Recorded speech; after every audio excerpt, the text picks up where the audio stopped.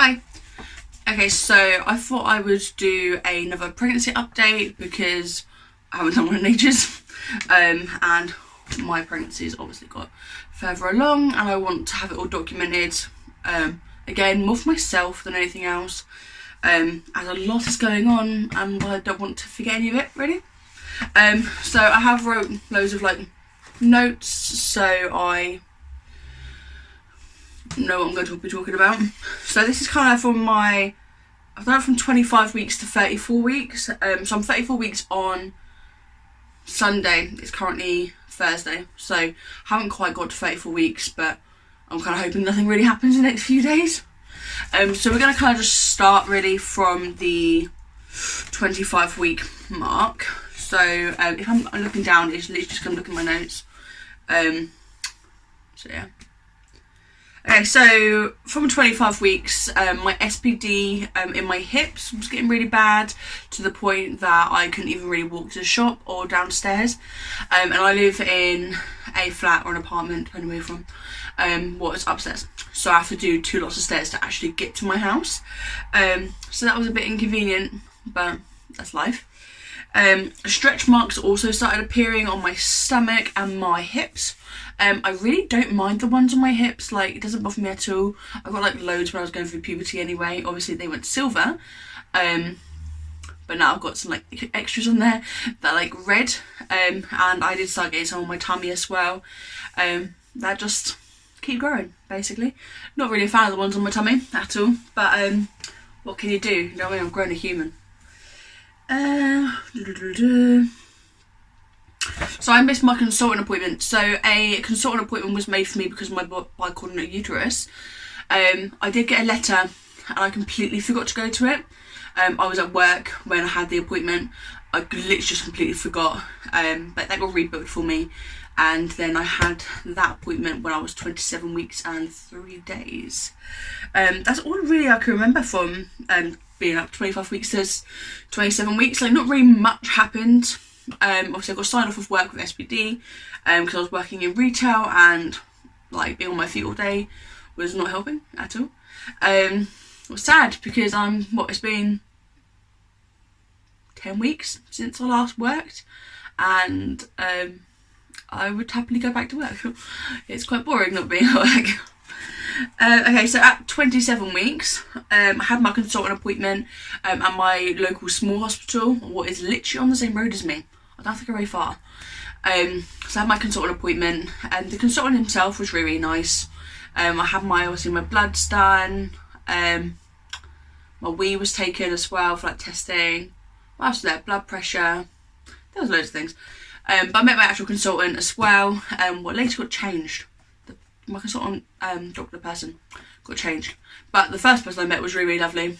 He was quite straight to the point, and basically told me because of my bicoordinate uterus, he doesn't think that the baby will grow past 34 weeks. Well, it's not ideal because considering I'm almost 34 weeks now. Yeah, so he didn't think he was going to grow past 34 weeks. I also asked about natural birth. And he was like, no, basically the only way of getting this kid out is by a cesarean section. And that's mainly because the way my uterus is, it's like a heart shape, so it's like this. And when I'm in labour, apparently they contract at different times. So like one will be contract like this, and then the other one will be like this. So like obviously the baby can't really get out. People have given birth with a bicoordinate uterus, obviously. But he just said it's not safe. I mean, he's a professional, so I'm not going to argue too much. I was a little bit gutted because obviously I wanted a natural birth originally, because I think that's what most women want. Not all, obviously, but I think that is what most women want, is a natural birth. I also got booked in for a growth scan when I was at that appointment. Was at the main city hospital. Was quite far away from my house. It's like 40 minutes in a car. It's quite far away. But yeah, I got booked in for a growth scan for when I was 33 weeks and 3 days. So that was only yesterday that I had that appointment. God, these days are really dragging. Yeah, so I had that was booked at that appointment as well. And more consultant appointments were also booked at that appointment. Okay, so between 28 weeks and 32 weeks, quite a lot happened. There's like 3 pages here that I have wrote. But I'm going to try and shorten it down because I don't want to hear you ramble all the time. So, let me just have my drink.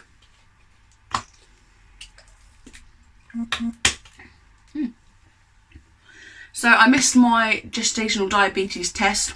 I didn't really want to have it done anyway because I'd heard really bad things about it. And people made out it to be a lot worse than it actually was. It wasn't that hard. It got rebooked and then I had it. Yeah, so I ended up having the gestational diabetes test. I did actually come out with having gestational diabetes. What's unfortunate because everything else going on in my pregnancy, I really didn't want that as well.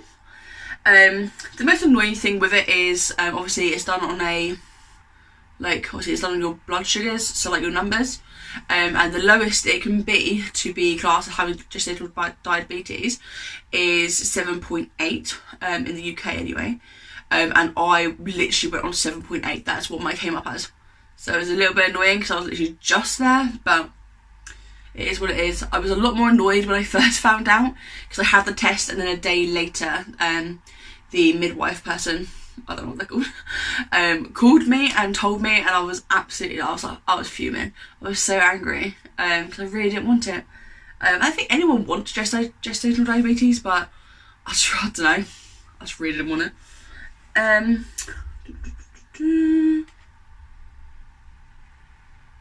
So after being told that I had, oh god, dropping this.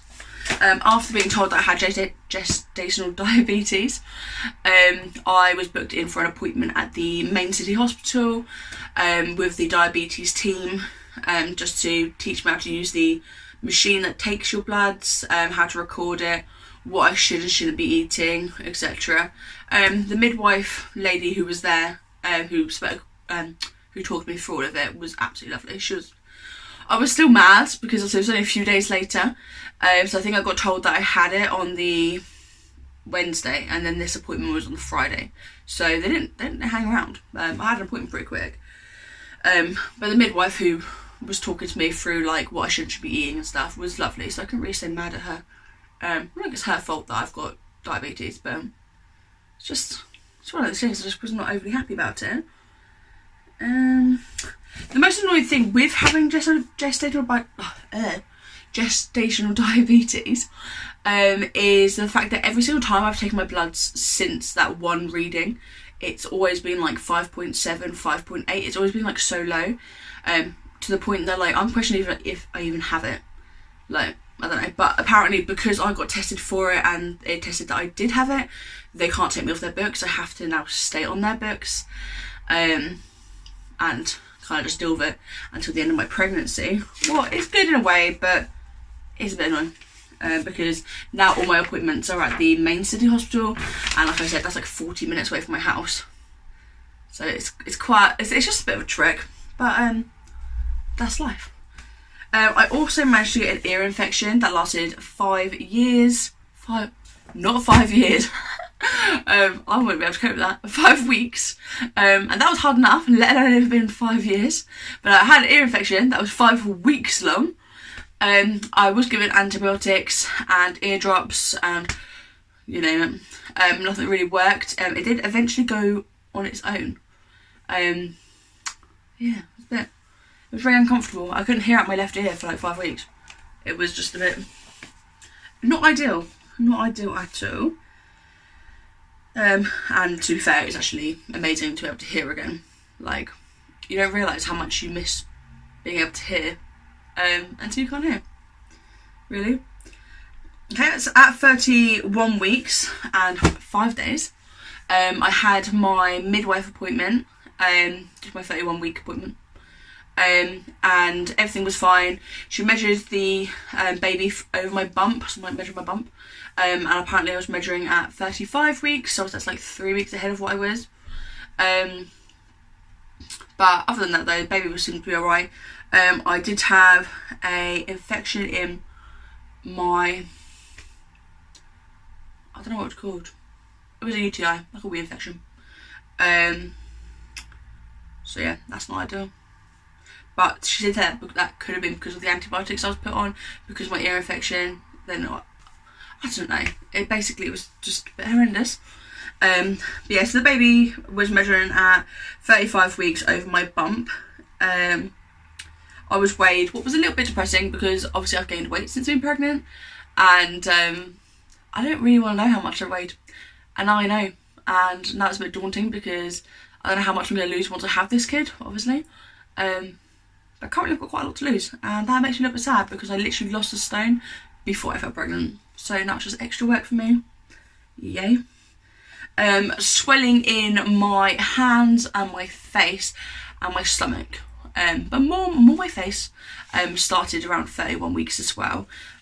So at the moment I haven't got my engagement ring on because it just does not fit on my hand properly. My hand just swells around it, and I don't really want to lose a finger or get my engagement ring cut off because I quite like my engagement ring.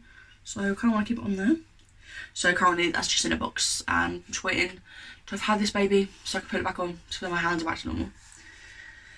Of the evening of the day I had my midwife appointment, around 1:30, I started getting like Braxton Hicks contractions, what's pretty normal, and they started getting quite painful, but like nothing like major. So I just went to bed at like 2.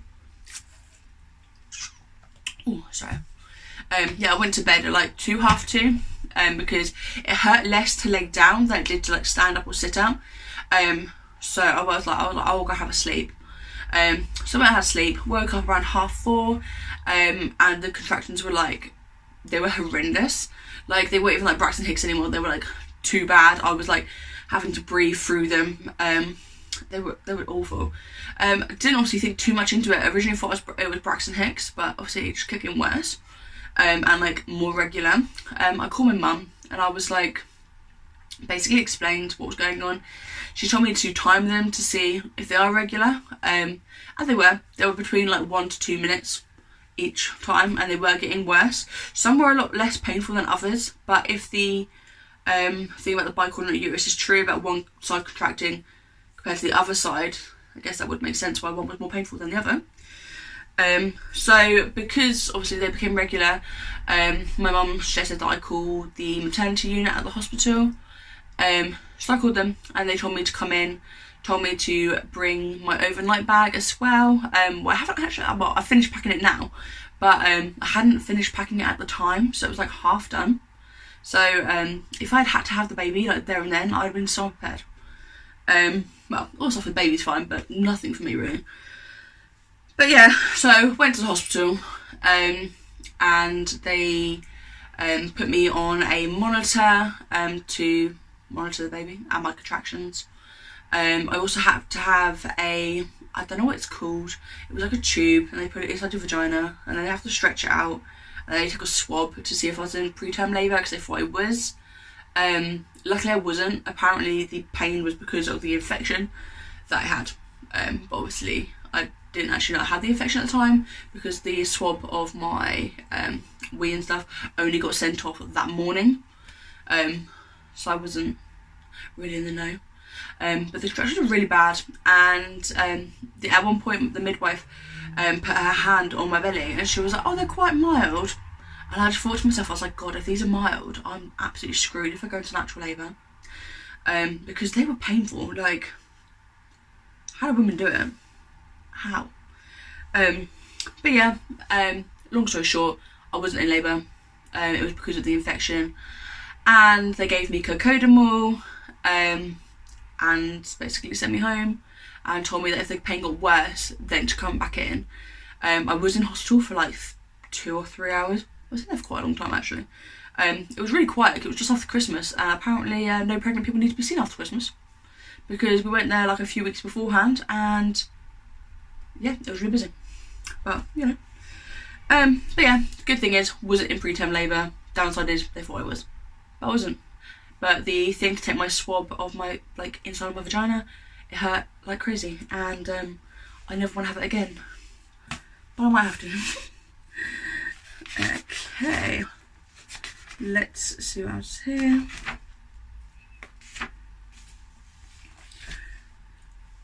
Okay, so between 33 and 34 weeks, so that's like this week. I had my growth scan. That was obviously booked in my consultant appointment. All my appointments now have been moved over to the main hospital because of my gestational diabetes. So now all of my appointments are like on one day, every 2 weeks. Was convenient because at least it's on one day. Downside is it's so far away to get to any of my appointments. But what can you do? But yeah, had my growth scan yesterday. I couldn't get any photos because apparently she was too big. And to be fair, when I saw her actually on the scan as well, she was massive. Jack saw her hand, so my partner saw her hand by her head. I don't know what I was looking because I didn't see her hand, but apparently he saw her hand. So the baby herself weighs £4 9 ounces apparently. Don't know how they work it out, but that's what they told me. She's a little bit on the small side, so she's on the 10th percentile. I don't know if I'm pronouncing that correctly. And she doesn't seem to be growing much, but to be fair, the consultant I saw beforehand did say that he didn't think she was going to grow past 34 weeks. And we're pretty close to 34 weeks, so she might just stay small. But yes, so she's at £4 9 ounces. She's a little bit small. Her growth's not great. I have extra fluid around her than is normal. Basically like there's like a chart, and obviously there's the top of the chart, and I'm like just over the top of it with the fluid, so I'm not like overly over it, but yeah, they're not like overly worried, but obviously they had to put it down. There is a name for it, they did tell me, and it began with a P, but I literally cannot remember the actual full name for it. Apparently it's quite dangerous. Who knew? I saw a different consultant, so at the small hospital near my house, when I saw a consultant when I was 27 weeks, he was really lovely. I saw a different consultant at the hospital, and to say he was useless is a bit harsh, but he was just not very good at like telling me the information that I needed to know. He was just a bit like blasé, like, I don't know, didn't really explain much. Thank God my midwife, I saw her afterwards and she explained everything to me. I also got to go in now to the hospital twice a week for, what are they called? CTGs. Basically where they just like put that strap over your belly and monitor the baby's movements and heartbeat and all that fun stuff. So I have to go in twice a week now, until she's born. What's annoying, but obviously it's good that they're like keeping an eye on her. I'm grateful for the NHS. It's just a little bit annoying sometimes because if the hospital was closer, it wouldn't matter too much. But it's very expensive. The parking is very expensive. But obviously her health is more important. But yeah, got to go for CTGs now twice a week, and I have another scan booked for 2 weeks time, just to check on her growth, because if she's not growing, they're gonna like just take her out. Obviously if she's not growing, she's probably going to be better outside because she's very much running out of room inside my belly. What makes sense because she just lives on the left side of my womb because she can't get to the right side, so I can see why she's running out of room. Let's see what else is in here.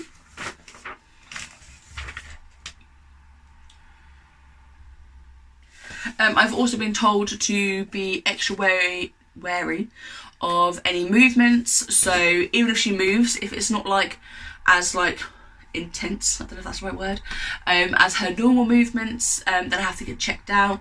If they're more intense, I have to get checked out. Basically any changes, I have to go and get checked out, because it can be an indication that she's not doing too well and stuff. Also every time she moves, actually I'm in actual agony most of the time, because where she hasn't got much room, I can feel everything. It's very painful, to say the least.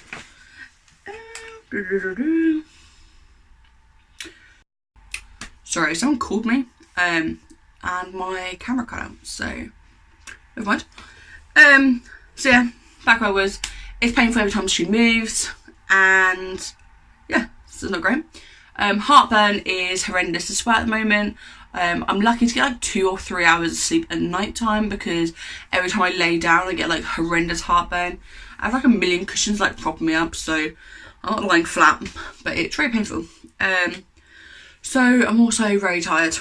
all the time. Was great. But yeah, other than that, I think that's literally everything to update on the pregnancy at the moment. Obviously there's a lot more, but I'm trying to like compact this video a bit so it's not like horrendously long. So yeah, I think that's literally it. I'm currently starting her nursery. It's not completely finished because I need to get a few more things to finish it off, but I'm loving it at the moment. I think it looks really nice.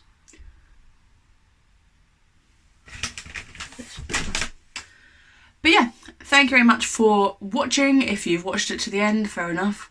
But like I say all the time, like literally these are more for myself than anyone else because I don't want to forget any of this pregnancy at all. So yeah. But yeah, thanks for watching. Goodbye.